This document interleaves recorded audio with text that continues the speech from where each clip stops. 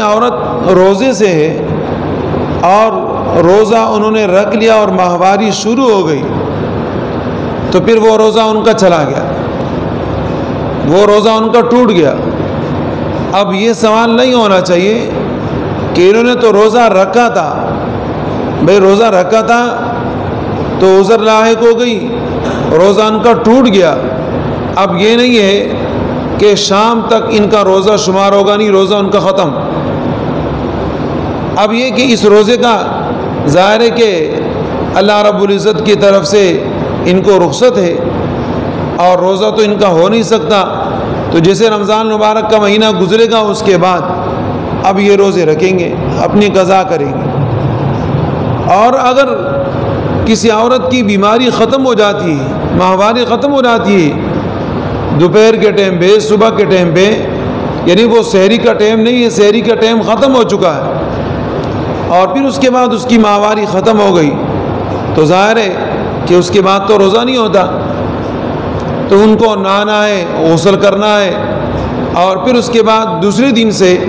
وہ روزے کی تیاری کرے گی اور روزہ رکھے گی۔ اس بات کا بہت زیادہ احتیاط کرنے کی ضرورت ہے کہ اگر کسی عورت کو ماہواری ہو یا کسی عورت کا بچہ پیدا ہو رہا ہے جس کو کہتے ہیں نفاس والی حالت، تو اس میں ان کی عادت کا اعتبار ہوتا ہے۔ اب کوئی عورت ہے ان کی عادت ہے 3 دن کی، تو بس 3 دن کے بعد اب ظاہر ہے انہوں نے غسل کرنا ہے اور روزے رکھنے۔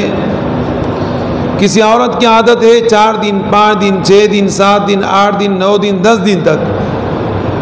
تو ماہواری میں عادت کے اعتبار سے اگر ان کو ہر مہینے ماہواری 10 دن آتی ہے تو ان کی ماہواری شمار ہوگی 10 دن، اور 10 دن کے بعد یہ غسل کرے گی اور پھر اس کے بعد روزہ رکھے گی۔ اور اگر 5 دن اس کی عادت ہے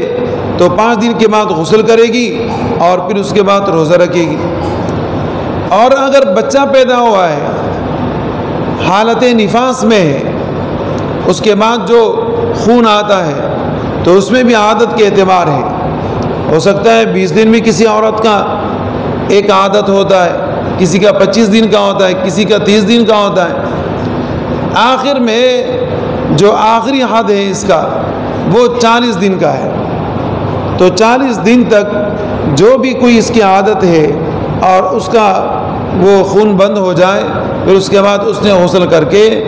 اگر رمضان مبارک کے مہینہ چل رہا ہے تو اسی میں سے اس نے روزہ پھر رکھنا ہے